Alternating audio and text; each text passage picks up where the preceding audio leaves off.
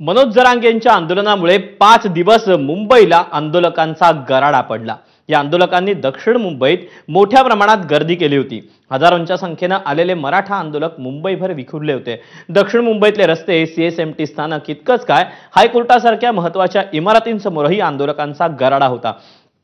आता या सगळ्या आंदोलनाच्या पार्श्वभूमीवर शिंदेच्या शिवसेनेचे खासदार मिलिंद देवरा यांनी मुख्यमंत्र्यांचं लक्ष वेधलं। त्यांनी फडणवीसांना पत्र लिहिलं आणि दक्षिण मुंबईतल्या ठिकाणी आंदोलनं होऊ नयेत अशी मागणी केली। नेमकं देवरांचं म्हणणं काय आहे, त्यांच्या पत्रात नेमकं काय म्हटलं गेलंय, याचा आढावा घेणारा हा पुढचा स्पेशल रिपोर्ट पाहूया।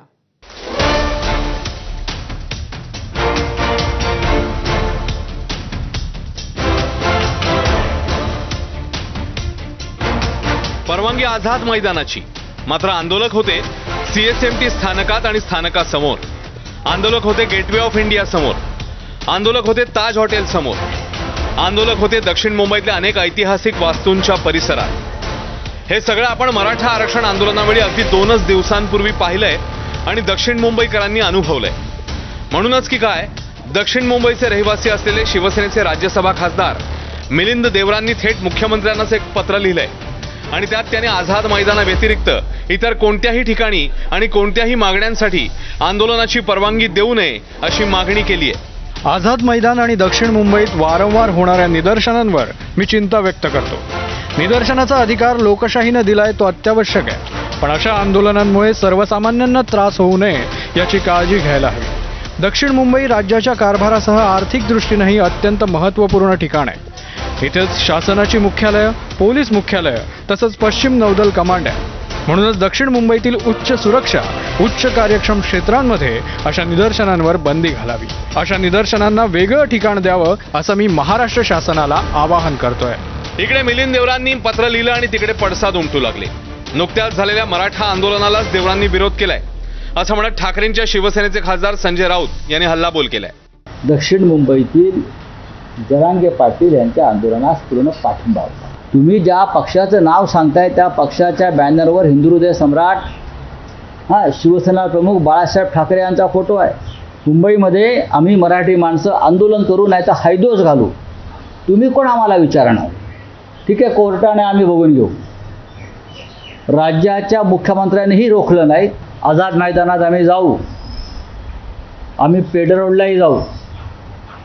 खरं म्हणजे या आंदोलकांनी पेड रोडला आंदोलन करायला पाहिजे।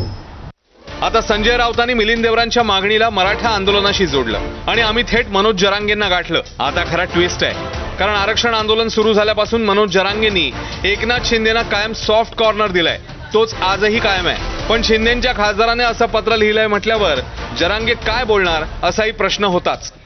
त्याला म्हणत चुप राह, इतके शांततेत येणारी पहिली जातस। हो, कोणाची काडी उचलले नाही, कोणाचे भजे उचलले नाही, कोणाचं काय केलं नाही, उलट सगळ्याला पाणी पाजित होती, भाकरी खाऊ घालत होती आमच्या। अशी वापस येणारी शांततेत जात नाही।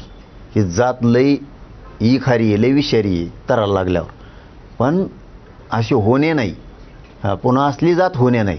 एका हाक्यावर कोटीत येते, एका हाक्यावर जशाल तसं माघार येतात। तोटा जरी झाला तरी येतात आणि फायदा झाला तरी पण येतात, कारण त्यांना एक कळून चुकलंय। मनोज जरांगे पाटील जवळ मॅनेज होत नाही, प्रामाणिक आहे तवर आपल्या लेकरा बाळाला धक्का नाही, मग 1 महिना लेट होऊ द्या। बरं, आता दक्षिण मुंबईत कोणकोणत्या ऐतिहासिक वास्तू आहेत त्याही पहा। छत्रपती शिवाजी महाराज टर्मिनस, मुंबई महापालिकेची इमारत, gateway of India, Rajabai tower, flora fountain Hutatma Chowk, Mumbai विद्यापीठाची इमारत, मुंबई उच्च न्यायालय, जहांगीर आर्ट गॅलरी, हाजी अली दर्गा आणि आताच काही महिन्यांपूर्वी सुरू झालेला हेरिटेज वॉकही दक्षिण मुंबईत आहे। त्यामुळे दक्षिण मुंबईकर म्हणून कदाचित त्यांची मागणी रास्तही असेल, पण ज्या आझाद मैदानात आंदोलनाची परवानगी दिली जाते तिथून या सगळ्या ऐतिहासिक वस्तू पायी चालत गेलो तरी अगदी 10-10 मिनिटांच्या अंतरावर आहे। आणि दुसरी महत्त्वाची गोष्ट म्हणजे यावर प्रश्न विचारला जाईल तो म्हणजे मुंबई म्हणजे केवळ दक्षिण मुंबईत राहणाऱ्या उच्चभ्रू लोकांचीच आहे का? त्यांनाच होणाऱ्या त्रासाची सरकारने चिंता करावी का?